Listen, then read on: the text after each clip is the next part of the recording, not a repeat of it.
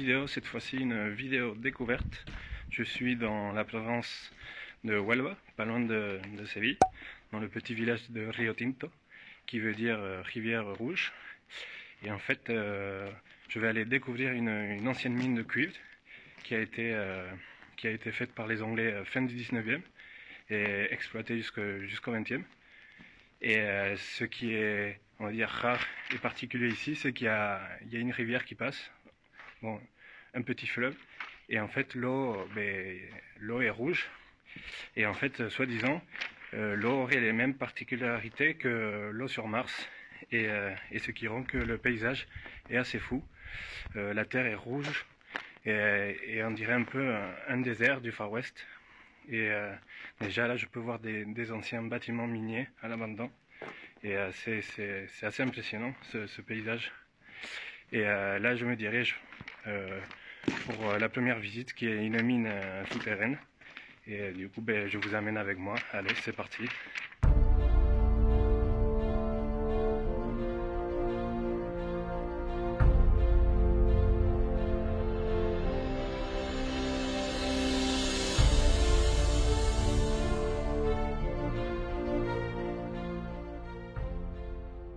J'arrive au fond du tunnel et on peut voir la mine à ciel ouvert. Ça a l'air tellement ouf avec le rouge.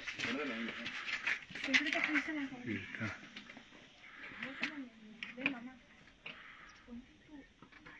On peut voir le rouge là. Du coup derrière moi on peut voir la première mine à ciel ouvert. L'eau, je sais pas si on la voit dans la vidéo, mais en fait elle est rouge-noire.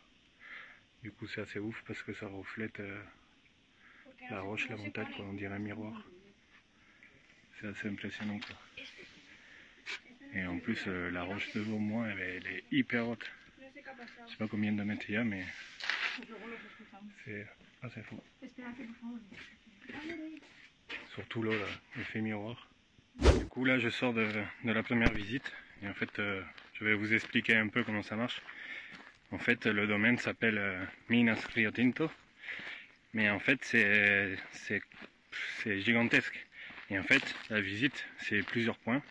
Il y a 2 mines à ciel ouvert, il y a un musée et une maison style britannique, des dirigeants qui vivaient ici, et une visite avec un petit train minier de l'époque qui nous amène au bout d'un chemin, et on peut voir la rivière avec le rouge. Et donc en fait, selon ce que vous payez, le pack que vous achetez, vous avez 1, 2, 3, 4 ou 5 visites. Moi j'ai pris le pack le plus cher, qui coûtait 24,50 avec l'audio guide. Et du coup là je sors de la première visite.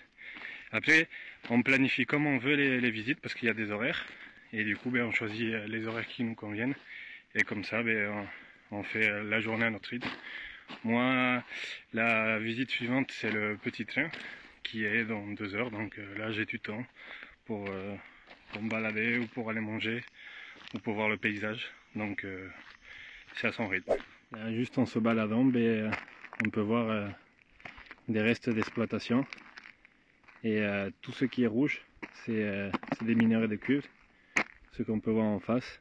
Tous les petits cailloux là c'est pareil, c'est des restes de cuivre, il y en a un peu partout. Et du coup on peut voir des petits, des gros, comme celui-là là. Celui-là il est assez balèze, si on voit ma main, il est assez balèze. Là je marche autour de la première mine, et je voulais vous expliquer quelques trucs que j'ai pu comprendre avec l'audio guide. Et en fait cette mine elle a été vraiment exploitée en mode commercial à partir du 19e siècle par les Anglais. Mais en fait il y a des traces d'outils et de lampes romaines, donc cette mine aurait été exploitée déjà par les Romains, mais en plus petite quantité. Et c'est vraiment à partir du 19e siècle jusqu'aux années 70 que cette mine a été exploitée. Et ça s'est arrêté l'exploitation parce que le cours des métaux ont tellement chuté apparemment à l'époque que ça valait plus la peine, alors que la mine elle est encore pleine de ressources, mais du coup ils la gardent en réserve parce que pour l'instant ça vaut pas le coup de l'exploiter. Et du coup c'est devenu un musée. Apparemment, pendant la belle époque, quand la mine a fonctionné le plus, il y aurait eu 4 millions de tonnes de minerais qui sont sortis de ces mines, ce qui fait une quantité énorme quand même, et qui était envoyée vers Huelva et Séville. On ne perd pas les habitudes de l'urbex.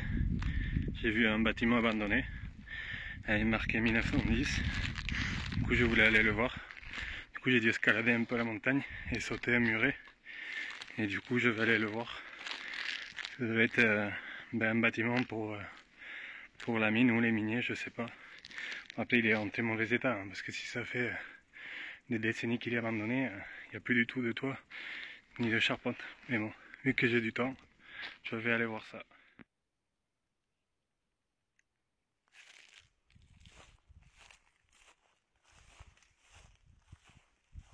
J'ai fait le tour du bâtiment, mais alors là, me demandez pas l'utilité de ce bâtiment parce que je sais pas du tout. Je vois qu'il y avait l'électricité, on peut voir les bornes, et que c'était une charpente en bois, parce qu'il reste une ferme à l'intérieur, mais je sais pas à quoi ça servait. Mais c'est bien défoncé en tout cas. Là, je me trouve à l'entrée du tunnel, et en fait la machine qu'on peut voir derrière, c'était une sorte de nacelle qui pouvait soulever jusqu'à 1400 kg, et c'est par là que les mineurs et le matériel et les minerais montaient et descendaient à une profondeur de 180 mètres. Et parce qu'il faut surtout savoir qu'avant d'être une mine à ciel ouvert, c'était une mine classique, souterraine, sauf qu'avec les mauvaises techniques pour soutenir la terre, elle s'est effondrée. Du coup ça a donné la mine à ciel ouvert.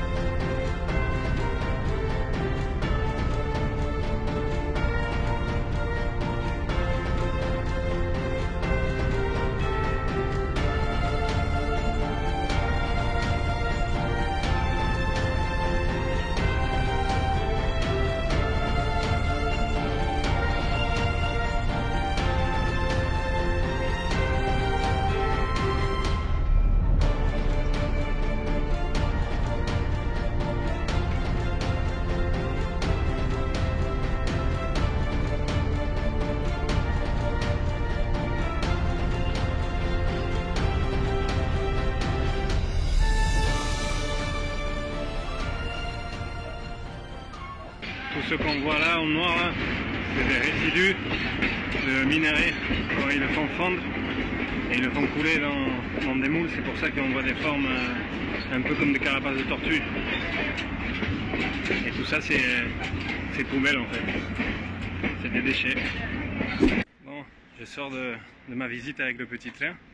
Du coup ça a duré 1h30. Franchement c'était super cool.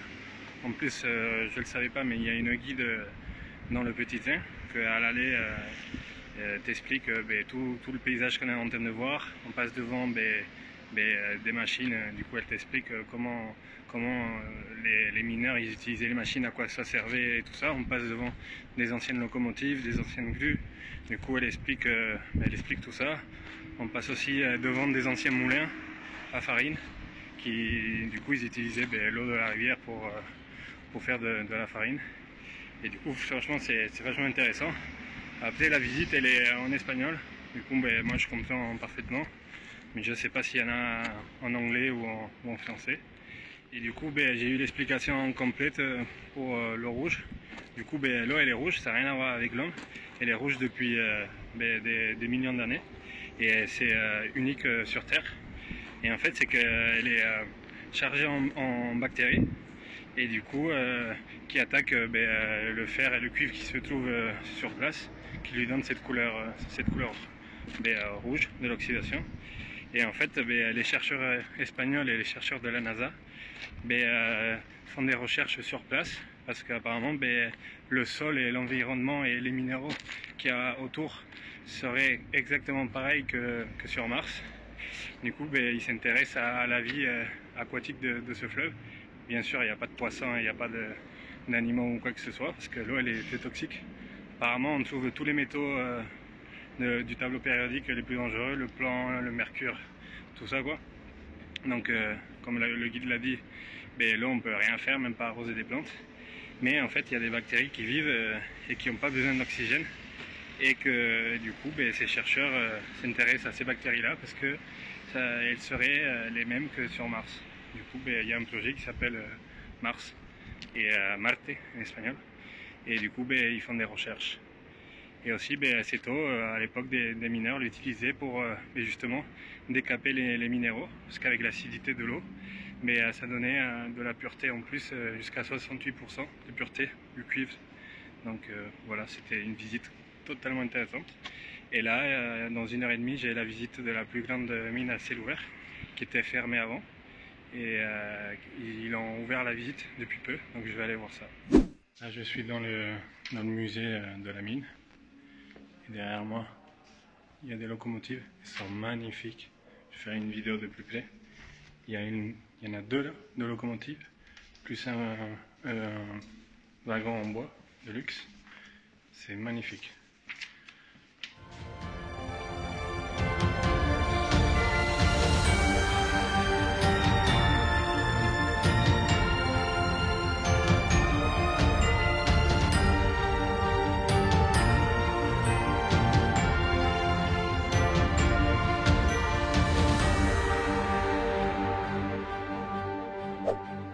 Cette maquette, elle représente le village minier, comment il était jusqu'à 1982. Maintenant, il n'existe quasiment plus, juste la partie haute là-bas, parce que ça a été démoli et recouvert avec les poubelles que je vous ai montrées là, les déchets de la mine. Les gars, là je sors de la réplique d'une galerie de la mine à l'époque des Romains.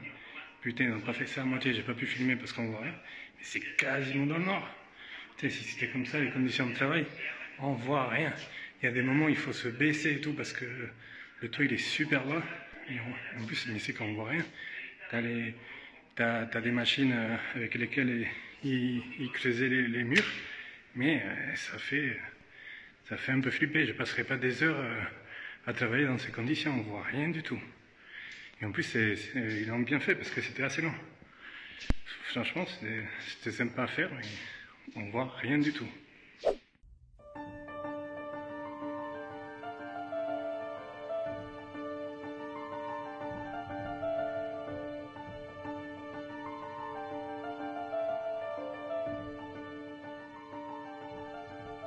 Du coup, je marche dans le musée de la mine. Je vous ai fait quelques plans. Franchement, il est pas mal. Il est pas énorme, mais en fait, ça explique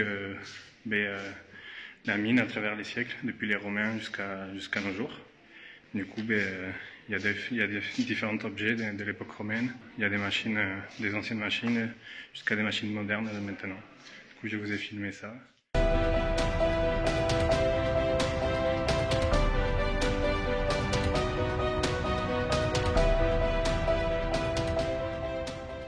Je sors de la visite de la mine à ciel ouvert, Corte Atalaya, qui est gigantesque. Et c'était vachement intéressant, c'était avec un guide en plus hyper sympa. Et il a parlé pendant 40 minutes, il a tout expliqué. Et en fait, je savais pas, mais la mine, ça a été repris par un groupe d'investisseurs. Et du coup, depuis 2015, elle est en activité. Pas toute la mine, mais une partie. Et du coup, c'est bien pour la région parce qu'ils avaient perdu 1200 postes de travail en 2001. Et là, ils ont retrouvé du travail dans le village. Du coup, c'est bien pour eux parce que le village, il a failli disparaître. Parce qu'ici, les gens, ils avaient que ça comme travail, quoi, en mine. Et sinon, vachement intéressant. Le guide est super sympa. Désolé avec la chaleur, le téléphone, il déconne, regarde, il fait que se couper. Et comme je disais, c'est la mine à ciel ouvert, c'est impressionnant parce que elle fait 1,5 km de long et 900 mètres de large. Et par exemple le lac, il y a encore 85 mètres de profondeur sous le lac. Et franchement, je ne sais pas si en vidéo on voit sa taille gigantesque, mais c'était impressionnant. En plus, comme je disais, le guide nous a expliqué l'histoire de la mine et surtout des gens qui travaillaient là, parce que ici c'est de génération en génération. Lui il travaille pas dans la mine, mais il a de la famille et des amis. Et du coup, il y a 150 ans, les conditions étaient super dures. Les vêtements, ils avaient des espadrilles, un pantalon en toile. Et toute la mine qu'on voit, ça a été creusée à la pelle, parce qu'il n'y avait pas de machine à l'époque. Du coup, c'est à la force des hommes. Et du coup, c'était un travail très dur. Ils étaient payés quand même 4 fois plus que quelqu'un qui bossait dans le champ, mais ils étaient quand même pauvres. Ils avaient juste de quoi manger. Mais du coup, après la mine, elle a fermé en 2001. Du coup, tout le monde s'est retrouvé à la rue. Et là, elle a rouvert en 2015, mais bon, c'est plus du tout les mêmes conditions. Maintenant, c'est tout en numérique avec des machines. Et il y a beaucoup moins de salariés, parce que c'est les machines qui font tout. Et surtout, ils sont mieux payés maintenant. On peut arriver comme simple minier et au bout de 20 ans, faire carrière et savoir conduire, être le seul qui sait conduire telle machine et être indispensable et avoir un bon salaire, quoi. Ce qui n'était pas le cas avant. Donc vachement intéressant. Et là, ce qui me reste à faire, c'est une maison d'époque, de style anglais. Une maison qui a 2 étages, avec le mobilier d'époque, de quand les Anglais vivaient ici et exploitaient la mine. Je pense pas que je vais filmer parce que c'est une maison et c'est pas non plus foufou. Donc je pense que le vlog va s'arrêter là. J'espère que en tout cas ça vous a plu. Si vous trouvez ça intéressant, ça s'appelle Minas Rio Tinto, c'est dans la province de Huelva, c'est à 90 km de Séville. Et pour passer la journée, c'est vachement intéressant. Si vous le faites, le faites pas quand il fait chaud parce que c'est horrible, surtout en août. Et il faut beaucoup d'eau. Mais sinon, si vous aimez la vidéo, comme toujours, lâchez-moi un like, commentaire et on se retrouve dans une prochaine vidéo. Allez, adios!